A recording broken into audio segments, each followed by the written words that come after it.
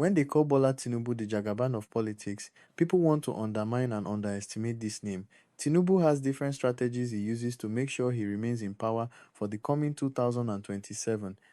While other opposition parties like ADC are busy talking about who to give their presidential tickets to for the 2027 election between Obi and Atiku, Tinubu is secretly working his way out and taking care of the judiciary.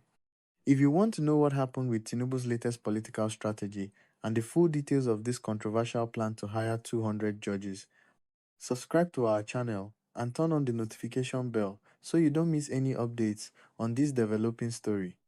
You can now see reasons why other parties are busy talking about the 2027 general election and the APC seems to look quiet. What people didn't know is that Tinubu is secretly hiring and buying judges for himself. According to sources, Tinubu is proposing to hire 200 judges in order to strengthen the Court of Appeal, but we all know that there is an ulterior motive to it. If Tinubu succeeds in hiring these 200 judges, it means that in the coming 2027 election, if he wins and the opposition tries to seek redress and challenges the result in courts, it will still be a loss to them because the judges in the appeal court are working for him.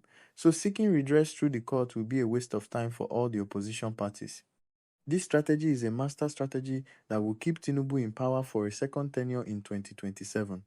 We have seen this style consistent with most of the past presidents where they make sure they bring an INEC chairman that will work for them, but Tinubu's style is very different. He is hiring 200 judges under the disguise of strengthening the appeal court. Let's understand what this means. In Nigerian elections, when candidates lose, they have the right to challenge the results in court. The election tribunal hears the case first, then the loser can appeal to the Court of Appeal and finally to the Supreme Court. The Court of Appeal is crucial because it is the middle stage where many election cases are decided. If a president controls the judges at this level, he essentially controls the outcome of election disputes. No matter how strong the opposition's case is, no matter how much evidence they have of rigging or irregularities, if the judges are loyal to the sitting president, the opposition will lose. This is exactly what sources are claiming Tinubu is planning. By appointing 200 new judges to the Court of Appeal, he is not just filling vacancies or strengthening the judiciary, he is strategically placing people who will protect his interests when the 2027 election results are challenged in court. We have seen this pattern before in Nigerian politics. Past presidents have used different methods to protect themselves during elections. Some presidents focused on controlling INEC, the Independent National Electoral Commission. They appointed INEC chairmen who were loyal to them, who would conduct elections in ways that favored the ruling party. Others focused on controlling security agencies, making sure that police and military personnel deployed during elections would look the other way when rigging was happening or would intimidate opposition supporters. But Tinubu's approach is different and arguably smarter. Instead of just controlling INEC or security, he's going straight to the judiciary, the final arbiter of election disputes. This way, even if the opposition exposes rigging, even if they have video evidence, even if international observers condemn the election, it won't matter because the court will rule in Tinubu's favor anyway. Of course, the government will not publicly say they are hiring judges to rig the 2027 election. The official justification for appointing 200 new judges is that the Court of Appeal is overwhelmed with cases and needs more manpower to function effectively. They will argue that there is a backlog of cases, that justice is being delayed because there are not enough judges, and that adding 200 judges will speed up the legal system and ensure that Nigerians get timely justice. This sounds reasonable on the surface. Nigeria's court system is indeed slow, and there are many cases waiting to be heard. But the timing of this mass appointment is suspicious. Why now, just before the 2027 elections? Why 200 judges all at once, instead of gradually over several years? These questions are what make people believe that the real motive is not about improving the justice system but about controlling election outcomes. The 2027 general election is a lost battle already with the way things are going. Tinubu will most likely win the election, and even if the opposition party goes to court, Tinubu will still win from the court. So let us brace up and start accepting our fate for the coming 2027 election results.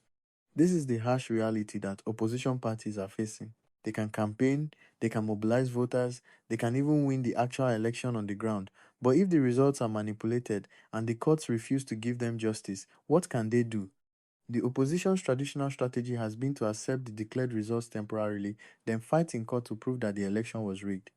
This strategy worked in some cases in the past when the judiciary was relatively independent, but if Tinubu succeeds in packing the Court of Appeal with loyal judges, this strategy becomes useless.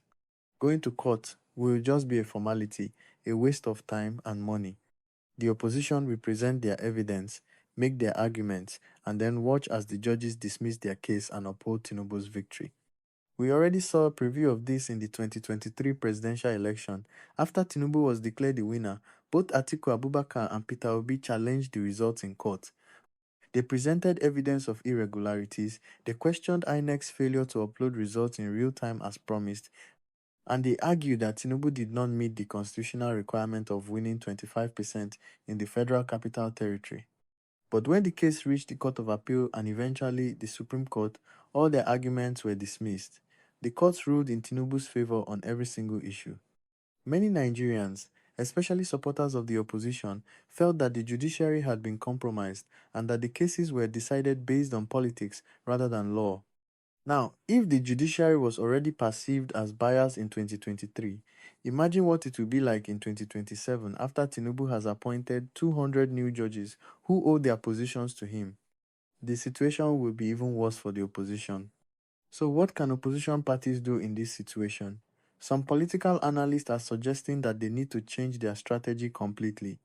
Instead of relying on the courts to overturn rigged elections, they need to focus on winning so convincingly that rigging becomes impossible. This means massive voter mobilization, strong presence at every polling unit, trained agents who can protect votes, and the ability to independently collate and announce results before INEC does. If the opposition wins by such a large margin that even manipulated results cannot hide it, and if they can prove their victory with evidence from polling units, it becomes harder for the government to steal the election. Others are calling for international pressure and monitoring. If foreign governments and international organizations are watching closely and are willing to impose consequences for election rigging, it makes it more difficult for the ruling party to blatantly steal elections. But the reality is that these strategies are difficult to execute and may not be enough if the government is determined to hold onto power by any means necessary. Beyond the 2027 election, this development poses a serious danger to Nigerian democracy. Democracy depends on institutions being independent and fair. When the judiciary becomes a tool of the ruling party, when judges make decisions based on political loyalty rather than law, the entire system breaks down. If Nigerians lose faith in the courts, if they believe that justice cannot be obtained through the legal system, it creates instability and can lead to violence. People who feel they have no legal recourse may resort to protest, civil disobedience, or worse. A compromised judiciary also affects every other aspect of governance. It's not just about elections. When judges are politically appointed and controlled, they may rule in favor of corrupt officials, allow human rights abuses to go unpunished, and fail to hold the government accountable on any issue. Despite this grim picture, some people remain hopeful. They point out that not all judges can be bought or controlled. Even among politically appointed judges, some maintain their integrity and rule according to the law rather than political pressure. They also argue that public awareness and outcry can make a difference. If Nigerians understand what is happening and speak out against it, if civil society organizations, the media, and international communities shine a light on these tactics, it becomes harder for the government to execute them successfully. The National Judicial Council, which is responsible for appointing judges, also has a role to play. If they insist on merit-based appointments and refuse to allow the judiciary to be politicized, they can resist pressure from the executive branch. Now we want to hear from you. Do you believe Tinubu is really hiring 200 judges to strengthen the judiciary, or is this a political strategy to control the 2027 election outcome? Share your thoughts in the comments, and don't forget, if you haven't subscribed yet, hit that subscribe button now and turn on notifications so you stay informed.